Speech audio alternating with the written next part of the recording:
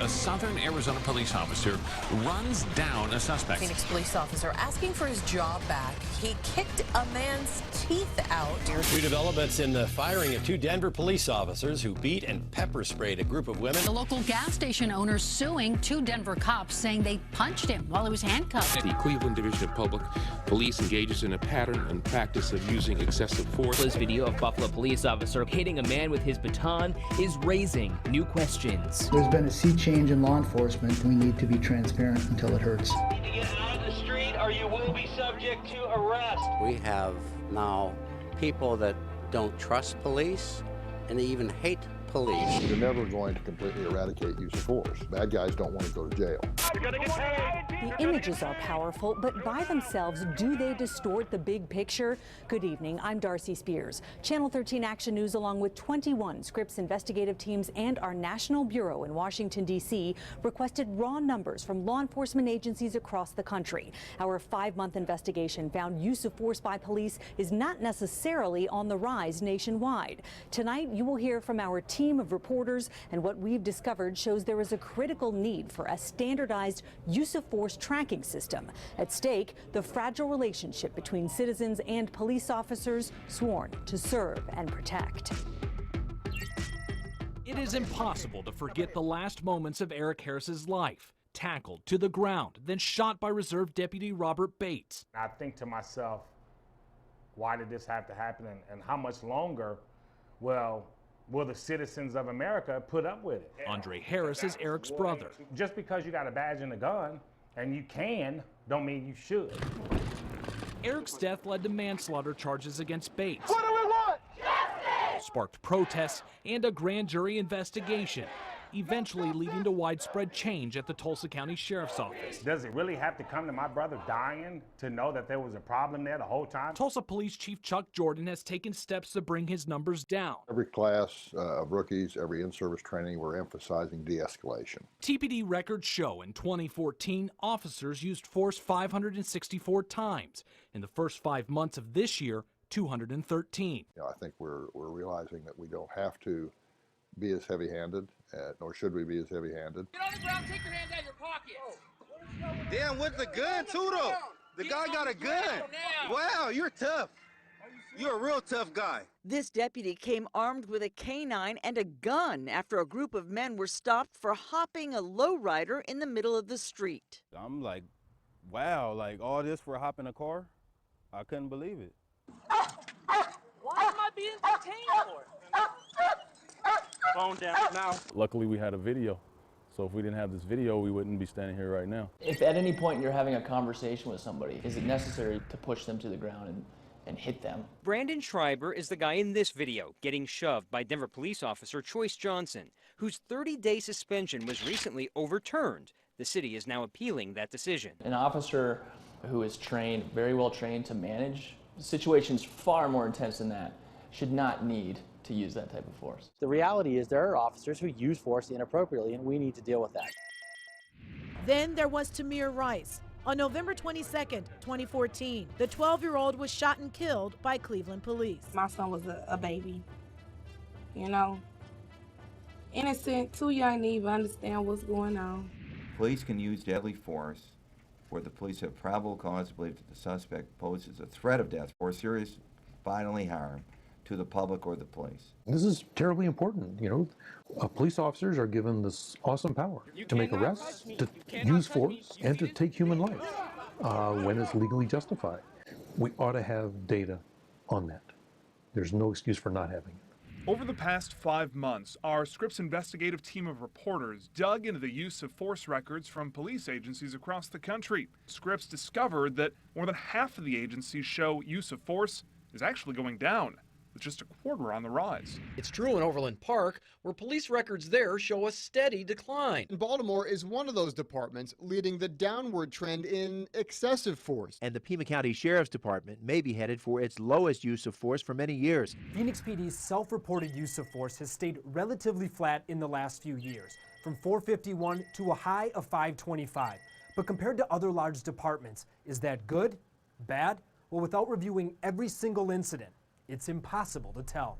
For example, Detroit Police and the San Diego County Sheriff's Department each have about 1,000 fewer officers than Phoenix, but both have significantly higher use of force stats. Why? It's all in what they consider use of force. For the San Diego Sheriff's Department, in 2014, they counted 941 times when officers pointed a gun or taser. Phoenix police reported none because they don't track that as a use of force at all. Police officers across the country and in our area know they're under increasing scrutiny. We don't shy away from being looked at. Local attorney David Robinson, a former Detroit cop, specializes in cases of force. The advent of the video, that has changed the way that the public sees police officers in action, but it hasn't changed police officers. About 99.9% of the time, we do it the right way. If there's something that we're doing wrong, we want the public to bring it to our attention. We don't want our officers behaving that way. Our officers don't want to work with officers who behave in that way. Tension between police and the public has been building for years. If people don't feel like the police are there to protect and serve them, who then do you call? Keisha Brown leads Baltimore's Civilian Review Board, one of more than 200 groups nationwide established to police the police. But as we've learned, each city has its own limitations. We can interview witnesses, other officers, but the accused officer, it's voluntary whether they participate in the process or not. It's an outdated philosophy that doesn't allow for true independent investigations. And it just takes, one unfortunate incident to sway someone's opinion, oftentimes forever, about his or her police department. Commissioner Kevin Davis says the relationship between police and the community they serve is not about percentages, rather, trust.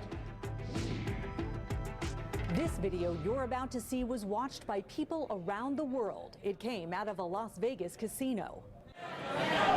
In this exclusive video recorded on a smartwatch, you see up close how 20-year-old Ariana Mason was pushed into a marble table at the Mirage in August.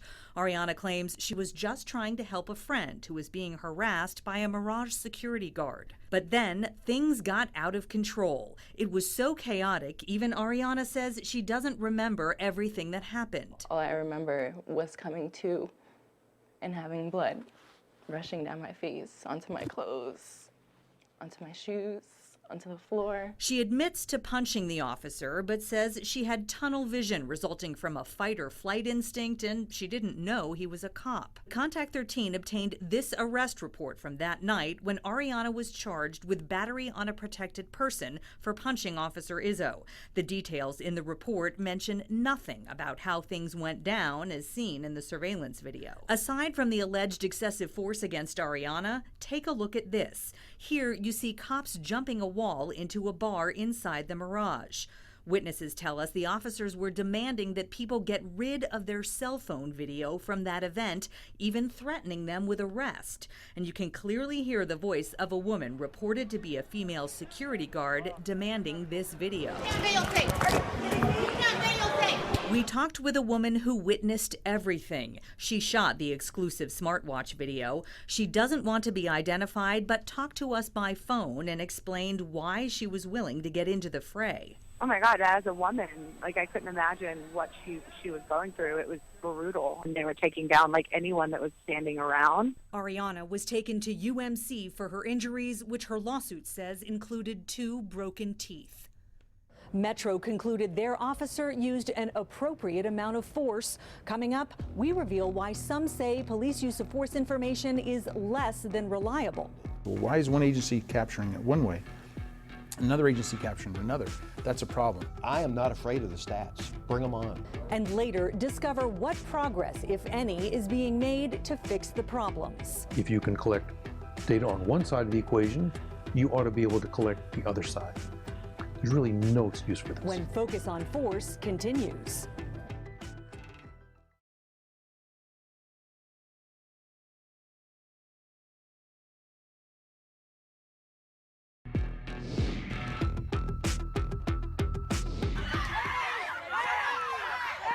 In the past 6 months alone, from Texas to Cincinnati to a school in South Carolina, images of police using force, controversial or not, almost instantly go viral these days, impacting public perception that officers' use of force is on the rise. No, I didn't. Get your butts out of here. You must clear the street immediately. The national spotlight shined on Missouri in August 2014 when the fatal police shooting of 18-year-old Michael Brown in Ferguson sparked protests and rioting. Last year in Independence, no officer there fired a gun at a suspect, but the department does have a detailed record of other uses of force. I think it's very important to keep track so that the public knows that our officers are doing what they're supposed to be doing. Those 2014 records show Independence PD made close to 12,000 arrests, but the department documents show in only 105 of those cases, officers used force, or less than 1%. And only one Independence officer was dismissed from the roughly 200-officer department after an internal investigation of his conduct. Another issue is how agencies count use of force. Take this scene, for example. 4 officers on 1 suspect. Some might count this as 1 incident, while other departments might count it as 4, 1 for each officer. Would I like to see some standardization? Yeah, I think it would be a whole lot simpler to look at the data and understand it. Well, why is one agency capturing it one way, another agency capturing it another? That's a problem. We need to have a national consensus on that, and right now it's not there. Professor Jeff Hines is a retired Phoenix commander who oversaw use of force investigations. He sees and agrees the stats need to be standardized. We all need to be on the same page so the public believes in what we're saying to them. This Zephyr Hills man was tasered after refusing to come outside. A cop slammed this handcuffed suspect onto the sidewalk in St. Petersburg. The officer resigned. Am I happy that he's not here anymore? Yeah. St. Petersburg Police Chief Anthony Holloway believes tracking the use of force is vital. Anytime an officer pulls his weapon, pulls his taser, uses weapon, that should be looked at. Do we have an officer out there that's using too much force, or there's a training issue that we need to address? So everybody should be tracking how they're using their force. But the U.S. Department of Justice says many of the nation's 18,000 law enforcement departments are not tracking it. And where use of force is measured, numbers vary greatly. Each of these agencies have different information systems, different policies on use of force, and collect information in various ways. At the St. Petersburg Police Department, they track more than 30 different categories of use of force each year. At Holloway's old police department just a few miles away in Clearwater, they tracked only 13. In 2013 and 2014, the Hillsborough County Sheriff's Office reported 762 uses of force. Tampa PD reported 8,112, more than 10 times as many. But that may be because Tampa counts pointing a gun or using a canine as a use of force. The Sheriff's Office does not. That is shocking to me. Attorney Michael Maddox represented a client who was permanently disfigured during a canine takedown. This is a lifetime injury. He says HCSO should be including canine data. Numbers obtained by the I-Team show dogs were used nearly 600 times in the past 3 years to capture suspects and have bitten 128 people. Why not have a uniform practice of collecting the data so that when we take the Clearwater Police Department and look at the San Diego Police Department, we're not doing apples and oranges. Case in point, Baltimore, which has been in the national spotlight since Freddie Gray died in police custody in April. Only 972 uses of force were reported there in 2 years, an eighth as many as reported in Tampa, which is half the size. In Boulder, officers pulled their gun on someone or took it out to clear a scene 175 times last year, and through June this year, 74 times. These statistics are based on the officers. These are not statistics we keep because we've received complaints from the community. And that might be the asterisk to this story. The data here is only as good as the officer admitting to the use of force.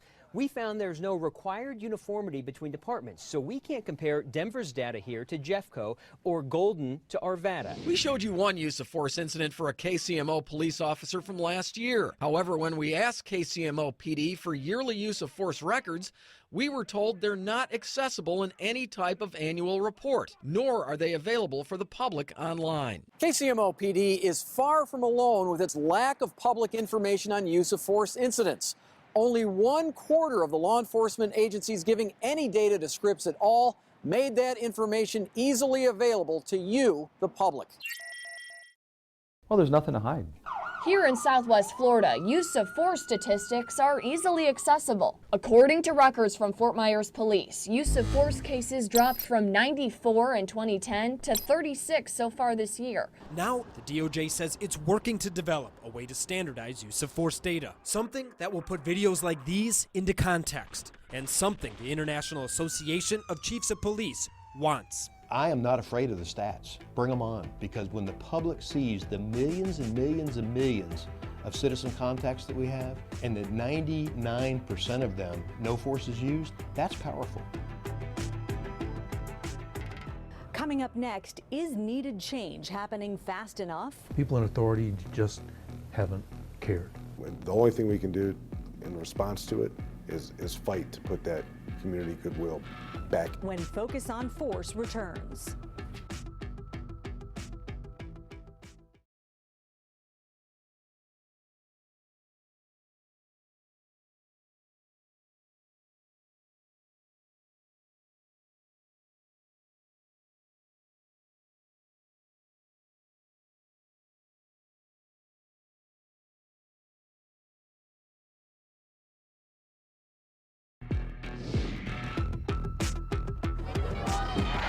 Amidst the public outcry, a call for reform and more transparency from police. In response to protests, lawmakers unveiled a handful of police oversight bills. Was that action provoked?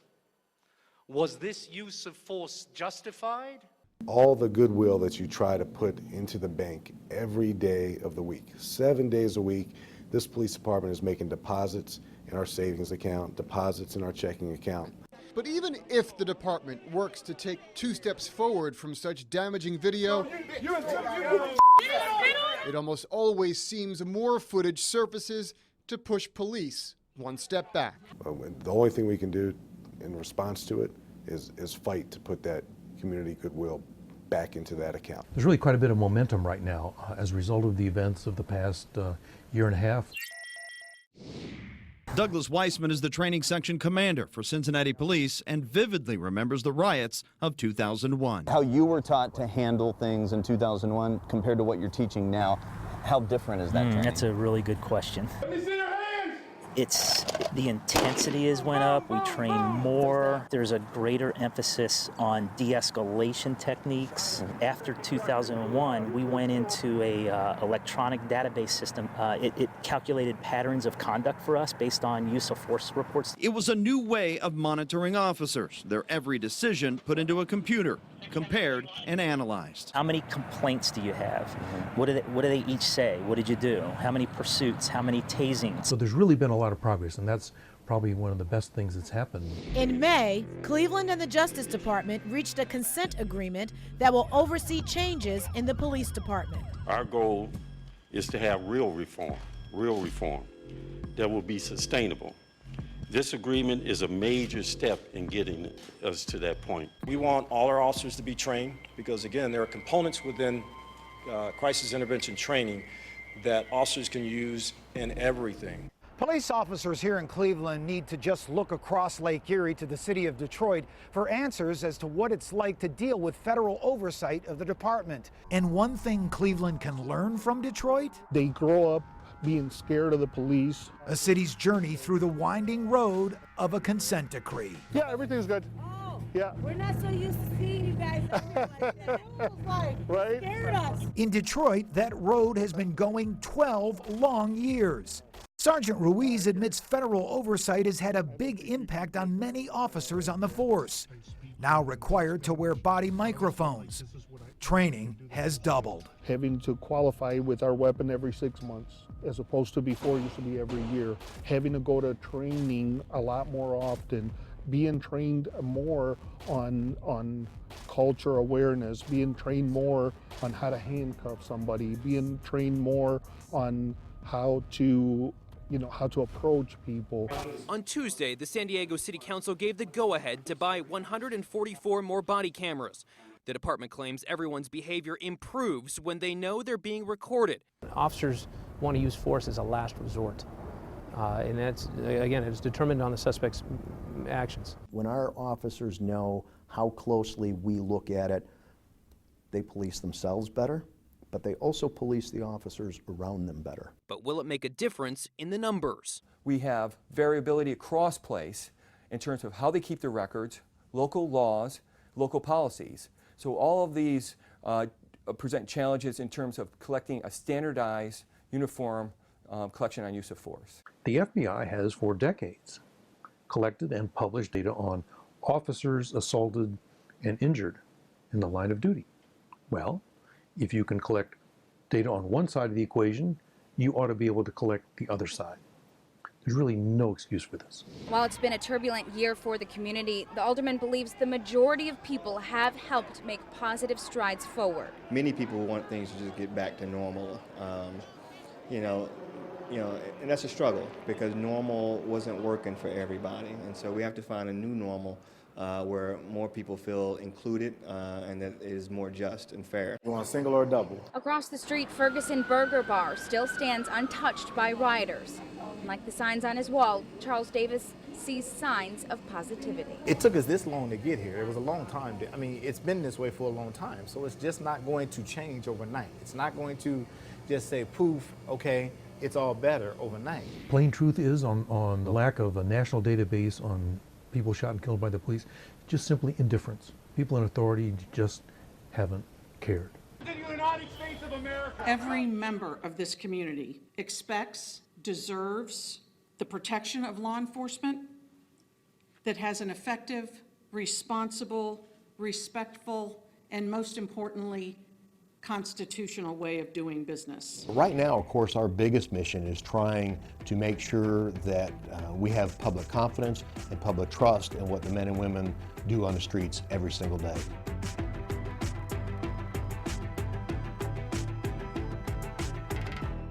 The FBI has announced a new effort to track all incidents where officers injure or kill someone. They're still working out how the voluntary system would work, but should have a proposal by the middle of next year. Experts we spoke with worry it will fall short unless there is federal funding that requires participation or a legislative mandate. Contact 13 and Scripps investigative teams across the country will continue working to put police use of force in focus. Thank you for watching and good night.